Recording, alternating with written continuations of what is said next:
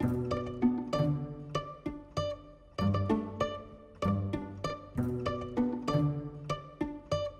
Erwan Heussaff. This is Module 4 of a 5-part course on content creation and creativity. This is probably one of the most exciting ones because you'll be able to come up with the ideas you actually want to create. Contrary to popular belief, inspiration isn't an apple that falls from the tree and hits you in the head. It's actually something you really need to work hard for. And there are a couple of useful techniques such as brainstorming, researching that can really kind of help you get there.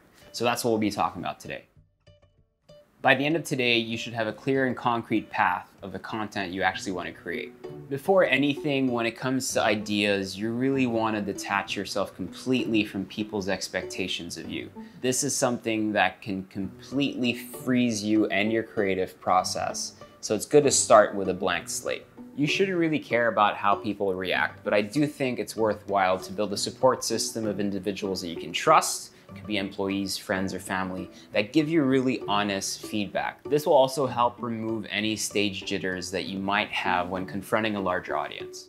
Then it's really important not to be afraid of doing something that has already been done, because we're 7 billion people in the world, so there's a very slim chance that you're the very first person to come up with that idea.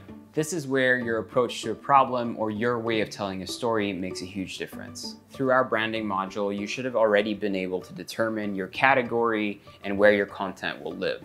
You need this to determine whether you want to create something that's more technical, educational, fun, or even random. If you haven't decided that yet, that's something I highly suggest you do first. I learned this from a YouTube talk I once attended where they said that your content basically falls under 3 main categories: hero, hub, and help.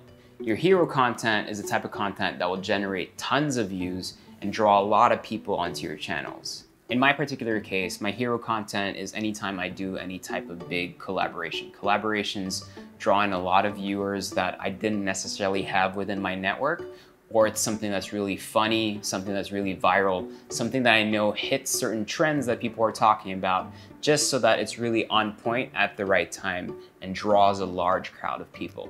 Your hub content is basically videos or content that falls under a series that has a certain continuity to it, something that people can come on your channel and expect to see on a regular. An example of one of the hub pieces of content I create are the overnight city guides.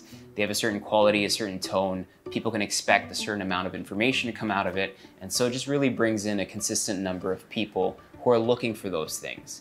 Another example would be my recipes. It's something that people know I post on a weekly basis, and even if those people don't necessarily want to watch the travel stuff, they know they can go on my channel to watch the recipe stuff. And finally, your help content, something that's a bit more educational that might not draw as many views, but that develops a conversation within a community.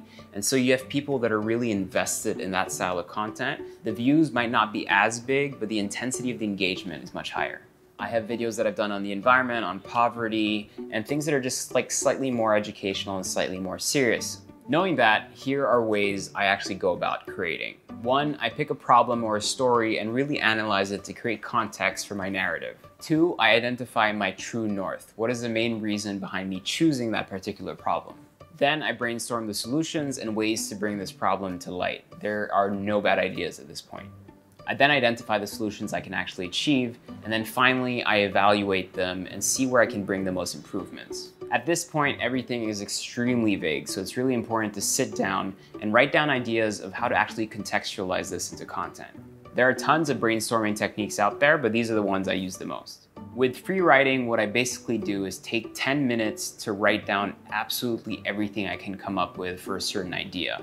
If I'm tackling multiple problems at once, I'll just move on to the next idea every other 10 minutes until I cycle back to the first one, hopefully with a renewed perspective and some new ways of tackling that issue, and then write down even more, and so on and so forth.